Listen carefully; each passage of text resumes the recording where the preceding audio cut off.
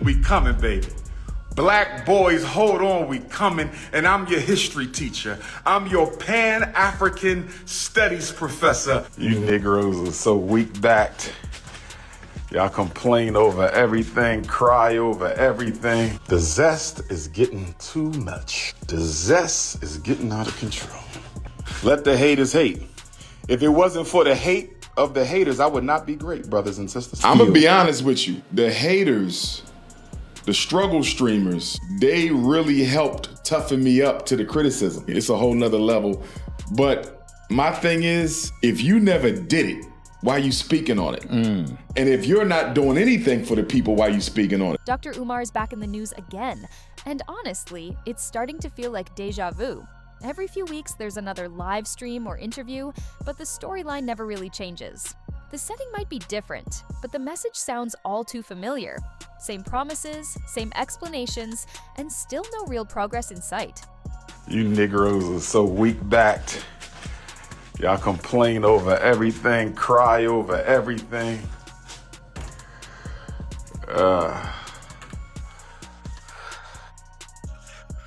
Somebody got tissue in the toilet, didn't even flush it.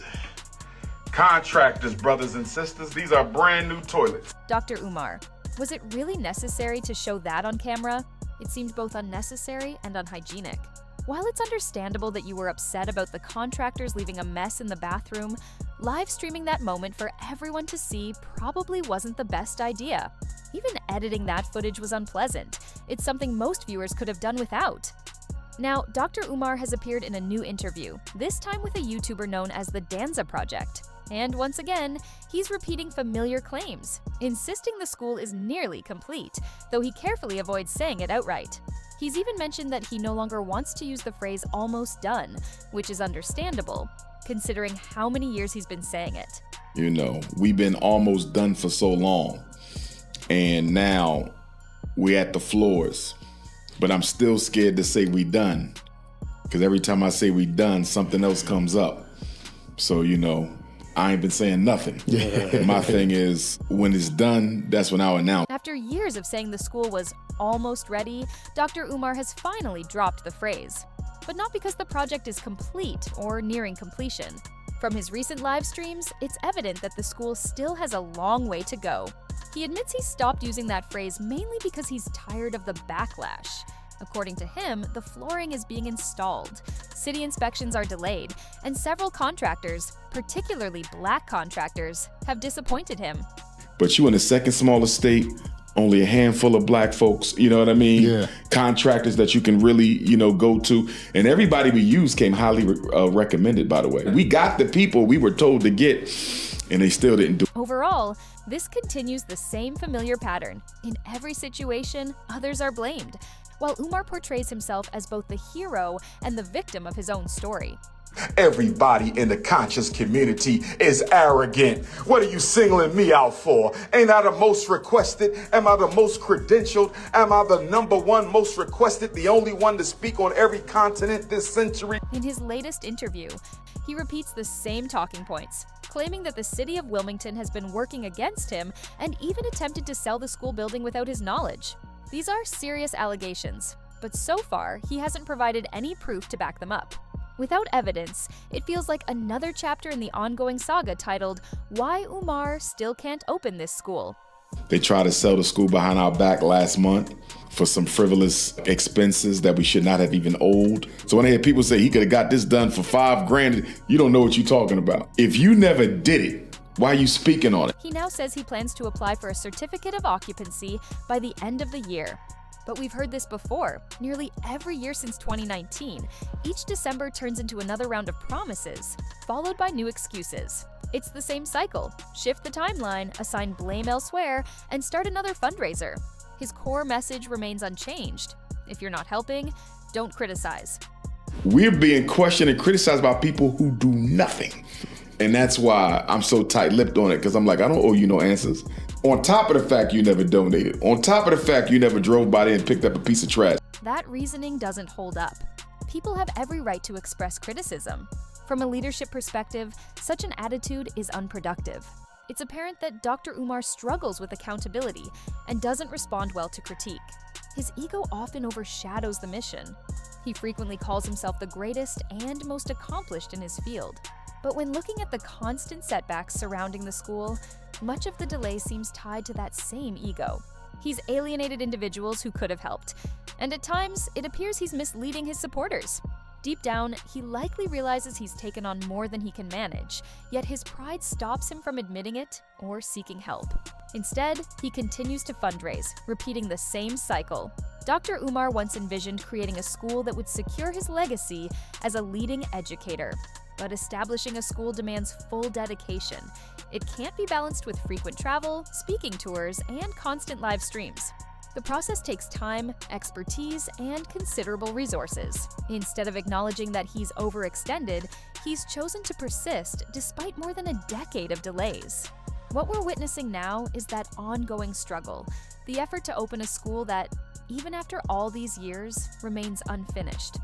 He too arrogant. He too arrogant. Everybody's arrogant. Y'all just mad at me because I'm number one. He the most requested, and he's still humble enough to clean the toilet. He the most requested, and he's still humble enough to give his phone number out. He the most requested, and he's still available to help black parents. Calling somebody arrogant. Give me a break. Y'all just mad I'm still number one. Y'all done threw everything at me. Y'all done try to get to school. What started as a movement meant to inspire and uplift a generation has now become a man live streaming himself doing janitorial tasks, scrubbing floors, and cleaning toilets, while continuing to call out his critics. I've seen a few clips where people make fun of him for it, but honestly, there's nothing wrong with honest labor. Whether someone is cleaning toilets or doing any other type of work, as long as they take pride in it and aren't deceiving others or committing crimes, it deserves respect. There's no shame in earning a living through honest means.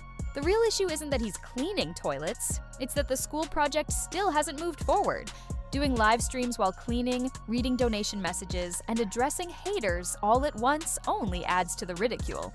Still, work is work, and anyone should take pride in how they provide for themselves and their family. Plumbing and maintenance are respectable professions that can pay well. But when he insists the plumbing is already perfect, as if confidence alone can replace proper inspection, it shows the same recurring problem: pride taking the place of real progress. The plumbing is fine. We just gotta clean. Here we go with the know-it-alls. Know everything, built nothing. Black queens forever.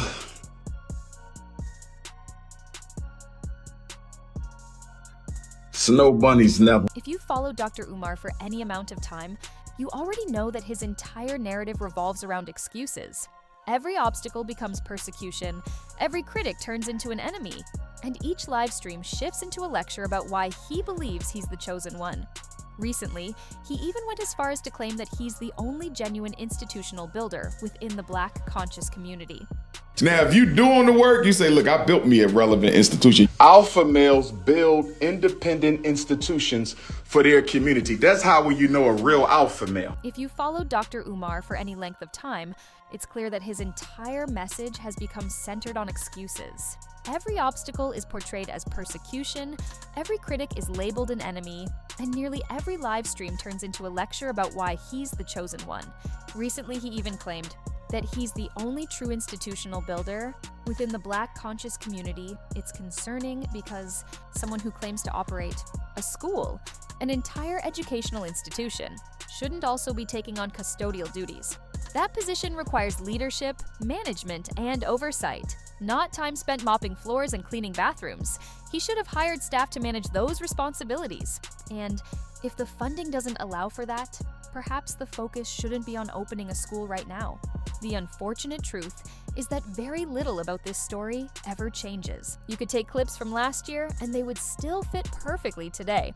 He continues to blame the city, criticize contractors, ask for donations, and label anyone who questions him as a hater.